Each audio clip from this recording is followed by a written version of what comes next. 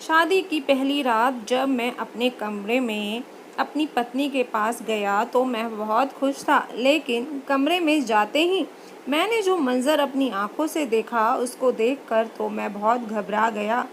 मेरी पत्नी बहुत ज़्यादा रो रही थी। उसको रोता हुआ देखकर मैं बहुत घबरा गया और मैंने जैसे तैसे हिम्मत करके उसके रोने का कारण पूछा।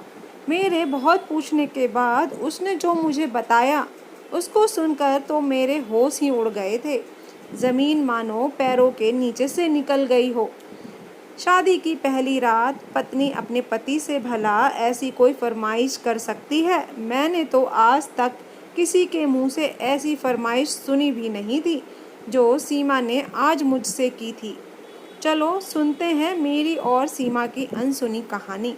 मेरा नाम आकाश है और मेरी पत्नी का नाम सीमा है। मेरी और सीमा की शादी अरेंज मैरिज हुई थी। शादी के बाद सीमा विदा होकर हमारे घर आ गई थी। जब मैं पहली रात अपने कमरे में गया तो सीमा रो रही थी। मैंने बोला, आज तो हमारी ज़िंदगी की नई शुरुआत होने वाली है, फिर किस बात पर रो रही हो? आज तो तुम्हें खुश होना चाहिए। इतना सुनते ही सीमा मेरे पैरों में गिरकर रोने लगी और रोते रोते मेरे से कहने लगी कि तुम्हें भगवान का वास्ता मेरे पास ना आए, मुझे वक्त दें। उसका इस तरह से गिड़गिड़ाना देखकर मुझे कुछ समझ नहीं आ रहा था कि मैंने तो इससे कुछ कहा भी नहीं, फिर ये इस तरह से क्यों गिड़गिड़ा रही है और ऐसा क्यों कह रही है। मैंने उससे पूछा, बताओ क्या बात है, तुम इतना क्यों घबराई हुई हो और इतना क्यों रो रही हो?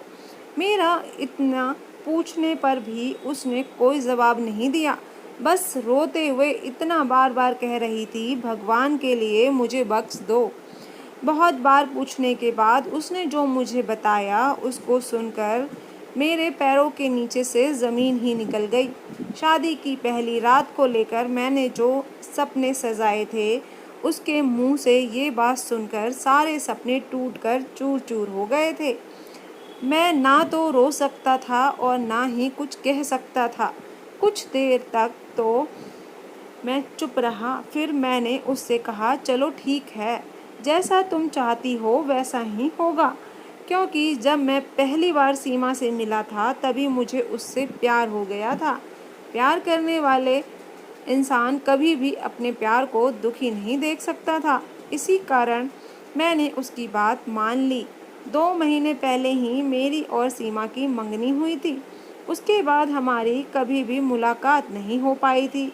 मैं ज़्यादातर काम के सिलसिले में बाहर ही रहता था, तो हमारी फ़ोन पर भी कभी ज़्यादा बात नहीं हुई। इसी कारण शादी से पहले सीमा ने मुझे ये सब नहीं बता पाई थी। सीमा ने मुझे कहा, अगर मैं आपको शादी से पहले ये सब बता भी देती और मेरे घर वालों को पता चल जाता तो वो मुझे जान से मार डालते। लेकिन मुझे अपने घर वालों से ज़्यादा आपके ऊपर यकीन है। मुझे लगता है कि आप मुझे समझेंगे और मेरी बात टालेंगे भी नहीं।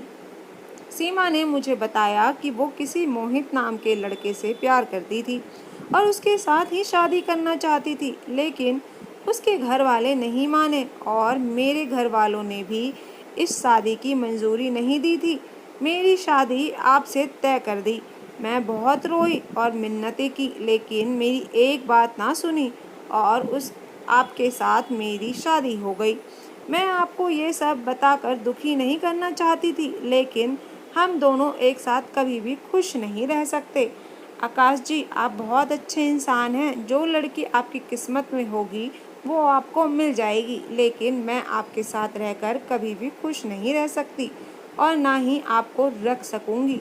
मैं जिससे प्यार करती हूँ वो भी मुझे बहुत प्यार करता है, इसीलिए मैं आपके साथ सारी ज़िंदगी कैसे गुजार सकती हूँ। किसी इंसान की शादी की पहली रात अगर उसको ये सब पता चले तो उसके ऊपर क्या बीतेगी, ये दर्द सिर्फ मैं ही जानता हूँ।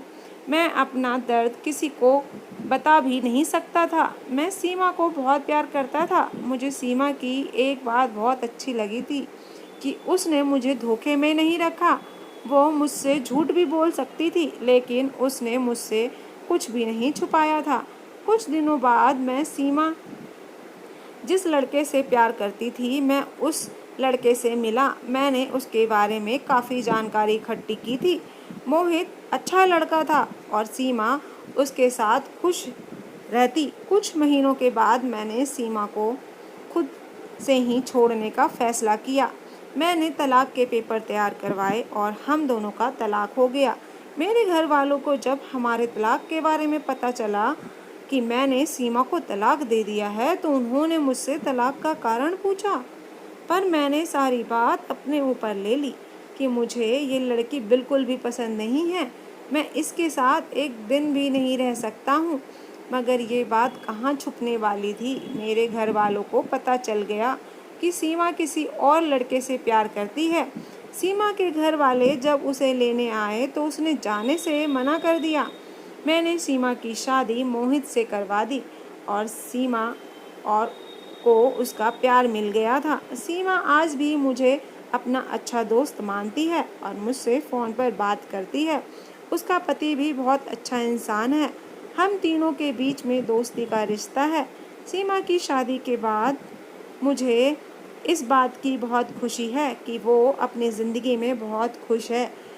मैं अभी भी अकेला हूँ और जीवन साथी की तलाश में हूँ। दोस्तों, आप बताना मैंने सही किया या गलत। मेरी नज़र में मैंने सही किया। अगर कोई इंसान आपके साथ नहीं रह सकता तो उसको बांध कर रखना भी गलत होता है। तो दोस्तों, आप अपनी राय बताइएगा इस कहानी पे क्या है। मेरे हिसाब से भी इन्होंने सही किया। चैनल पे अगर न्यू है तो सब्सक्राइब कर लीजिएगा। पुराने हैं तो वीडियो पूरा देखने के लिए धन्यवाद। प्लीज़ फैमिली एंड फ्रेंड के साथ शेयर करा करें। फिर मिलती हूँ नई कहानी के साथ।